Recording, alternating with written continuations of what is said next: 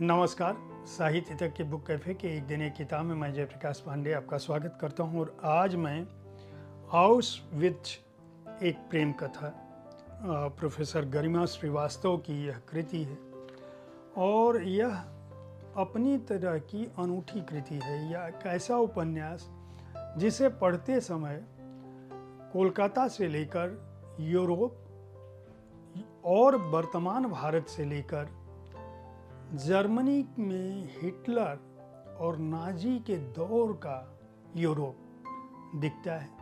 उसकी क्रूरता, उसका अवसान, उसकी हिंसा और इन सब के बीच जो प्रेम का कोमल आख्यान है वह इस पुस्तक का मूल मर्म है। यह पुस्तक कई मायनों में बेहद अनूठी पुस्तक है। कई कविताएं हैं और मैं ये चाहूँगा कि इस उपन्यास को, इस कार्यक्रम को सुनने वाला हर व्यक्ति जरूर पढ़े। मैं पूरी बात इसके कथानक को नहीं बताऊंगा, कुछ हिस्से आपको पढ़ूंगा। यह बुक कैफ़े में अपनी तरह से मेरी एक कोशिश है। जैसे इस पुस्तक के जो इस पुस्तक के जो नायक हैं, मैं उनकी बात करता हूं कि उन नायकों का आपसी निष्कर्ष क्या है, आपसी निष्पत्ति क्या है। जो नायक इस उपन्यास के भीतर घूमते हैं वह अंततः क्या पाते हैं? निरुपायता। निरुपायता भी एक उद्देश्य है प्रेम में। कथा खत्म कहाँ होती है? कोई चलती जाती है विराजती और किशोरी पत्नी की प्रेम कथा, सबीना और आंद्रेई की अधूरी कथा, प्रतीति और अभिरूप की कथा। ये सारे इसके पात्र हैं इस उपन्यास के। वह रुकती कहाँ है? नित नूतन होकर सृष्टि के आदि काल से ही चली आती है। मनुष्य की विकल्पहीनता के गहरे एहसास के साथ रंग बहुरंगी छवियाँ, जीवन मरण की सीमा से आबद्ध छवियाँ, दुख यातना भोगते लोग, प्रकृति देखी न थी आउशविट्ज़ की, दी उसने सीख जीवन की। घास पत्ते फूल से भरा आउशविट्ज़, उन्होंने कितना कुछ देखा होगा। मैं आउशविट्ज़ के बारे में छोटी सी एक जानकारी दे देता हूँ कि यह जगह यूरोप में वह जगह है जहाँ सामूहिक नरसंहार हुआ था, जिसको होलोकास्ट कहते हैं। यूरोप, इज़राइल और दुनिया के कई देशों के संग्रहालयों में ऐसे लोगों के आख्यान भरा पड़ा है जिन्होंने इस जगह पर जो नरसंहार हुआ था नाजी सेना द्वारा, उसको देखा है। हालांकि दुनिया के बहुत सारे लोग इस बात को झुठलाते हैं, लेकिन सच ये है कि आउशविट्ज़ वह जगह थी जहां हिटलर ने फाइनल सॉल्यूशंस के नाम से एक फैसला किया था। यह फाइनल सॉल्यूशन, जिसका हिंदी अर्थ होता है अंतिम समाधान, इसका अर्थ क्या था कि जो शुद्ध आर्य नहीं हैं उन्हें इस धरती पर जीने का अधिकार नहीं। अपनी इस सोच के साथ उसने यहूदियों को, जो दुनिया भर में पकड़े गए थे जर्मन सेनाओं द्वारा, खासकर यूरोप में, उनको एक जगह ले जाकर लाखों लोगों को एक चेंबर में जानवरों की तरह से रखा और गैस के चेंबर में रखकर मार डाला।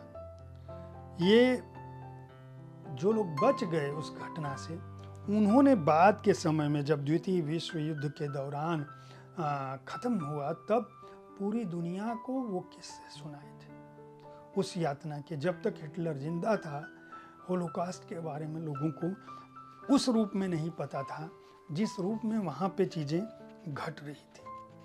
वहाँ बाद के दिनों में डायनामाइट से उड़ा देने के बावजूद जो टूटी हुई चिमनियाँ थी, दलदल वाली ज़मीन थी, जहाँ हजारों लोग दब के मर गए थे। और चाहे आप कुछ भी कहिए, लेकिन जो डायरियाँ हैं, जो जंग लगे टूटे बक्से हैं, जो गिर गए भवन हैं, खंडहर हो गए भवन हैं। जो उस जगह का परिवेश है वह इस बात को बताता है कि इतिहास चाहे इस बात को कितना भी नकारे, मानवता का जो क्रूरतम चेहरा है वह कट्टरपंथी होता है, वह दूसरों से घृणा करता है।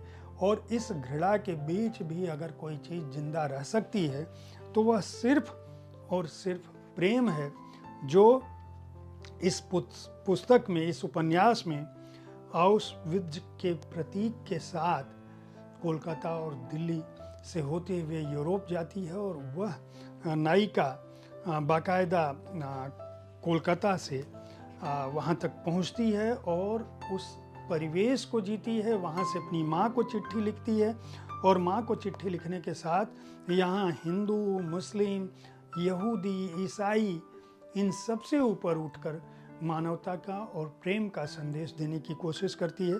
मैंने इस पुस्तक की कहानी आपको जानबूझकर नहीं बताई, सिर्फ यह बताया कि इसका कथानक क्या है, इसका पृष्ठभूमि क्या है, इसका विन्यास क्या है, किस पृष्ठभूमि पर यह उपन्यास लिखा गया है।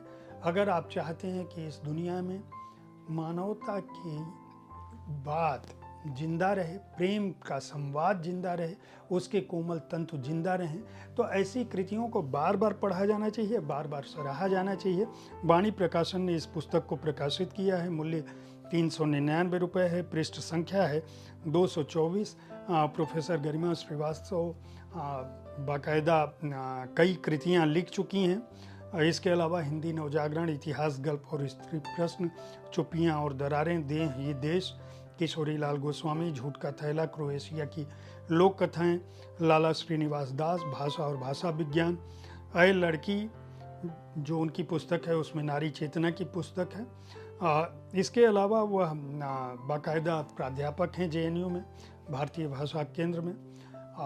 निश्चित रूप से स्त्री चेतना उनका प्रिय विषय है, लेकिन इस उपन्यास से वह एक अगला कदम बढ़ाती हैं कथा क्षेत्र में, जहां उनकी अपनी एक पहचान होगी। उम्मीद है साहित्य तक का यह एपिसोड आपको पसंद आया होगा। इस कार्यक्रम में आप किस तरह की पुस्तकों की चर्चा चाहते हैं, इसके बारे में अपनी राय से हमें ज़रूर अवगत कराएं। हमारी कोशिश होती है कि विविध विधाओं की पुस्तकों के साथ आपके पास हर दिन पहुंचूं, ताकि आपको अपनी पसंद की पुस्तक चुनने में आसानी हो। कल ठीक इसी समय ऐसे ही एक कृति के साथ मैं फिर मिलूंगा। देखते रहिए साहित्य तक। धन्यवाद।